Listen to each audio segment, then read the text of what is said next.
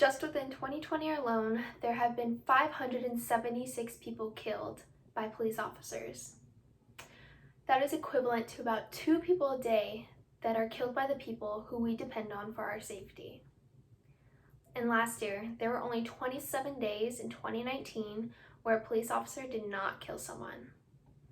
Today, police brutality is becoming more prevalent by the second, and without affirmative action from the public and our citizens, this issue will get even more out of hand.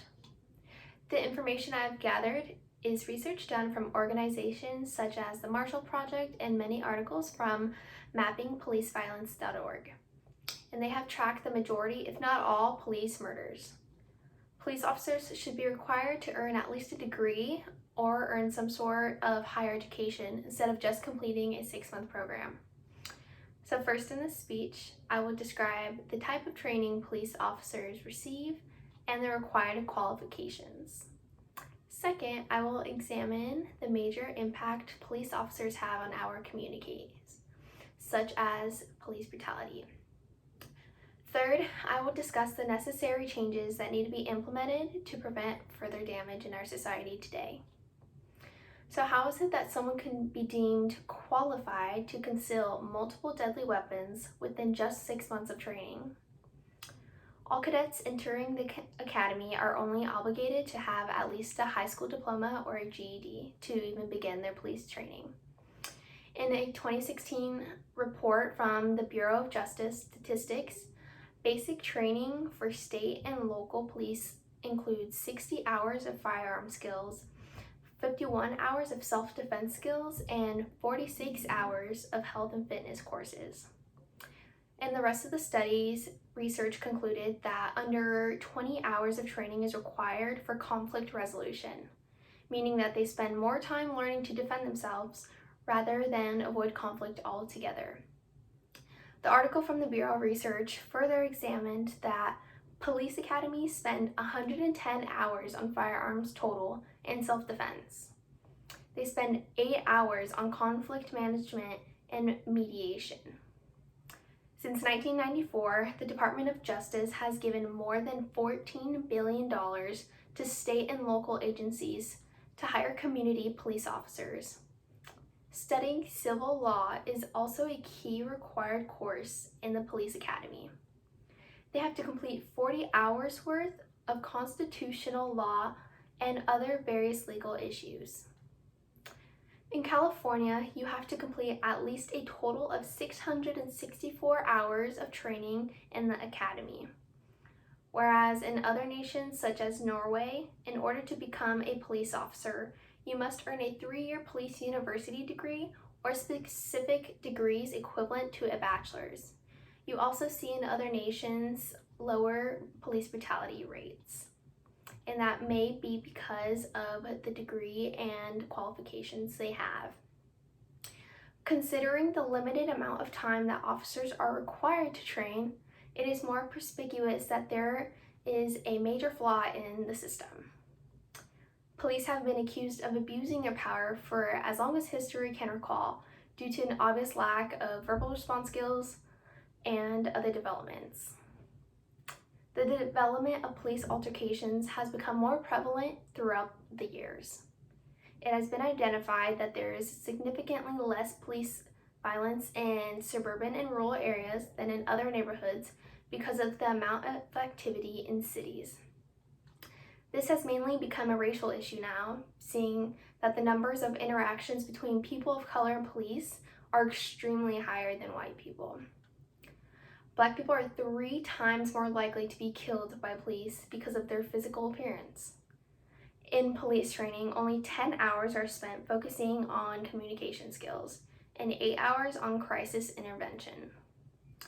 Mappingpoliceviolence.org claims that people of color have a higher risk of experiencing police cruelty. This can also vary depending on the location in the US, meaning different cities. People of color are 3 times more likely to be killed by police officers than white people, and 1.3 times more likely to be unarmed in these instances than white people. Mappingpoliceviolence.org came to the conclusion through their research that 8 out of 100 largest city police departments kill Black men at higher rates than the US murder rate alone. At this point in history, the amount of police killings are only escalating because of the lack of control and awareness. The state and local police departments receive an immense amount of funds to help and defend our communities. Although there are many other resources we should look towards instead of our police departments because of the lack of support. Considering that police have barely any training in handling verbal altercations, we should fund departments that have proper certifications and qualifications necessary to help with these personal issues. There are many hotline numbers in each county you can reach in any sort of situation, such as abuse in the household, LGBT hotlines, any violent situations you have, there are hotlines for those. Reaching out to these hotlines can in many cases be more beneficial than calling your local law enforcement because they have the resources and the answers available for your specific situation. This is important to consider for everyone because having a trained professional help you will definitely benefit the situations because they require the proper solutions rather than resort to violence. For example, if there was an emotionally disturbed pedestrian that had the cops called on them, the situation would end in violence instead of fully assessing the situation properly because the cops would be most likely assuming the worst from the research I have done. Calling the specific hotline could avail the situation completely. The proper help and aid would be received. Another beneficial way to avoid police brutality would be doing thorough checks in the Independent Police Conduct Authority. These are the people who are supposed to investigate and find resolutions to reports and complaints against police officers that they receive. The Governor General is actually in charge of appointing these 5 specific members to investigate these reports. However, the progression of negative police encounters is only getting worse, and no one seems to have a solution at this point. In conclusion, cops receive very minimal training for the amount of power they have and use.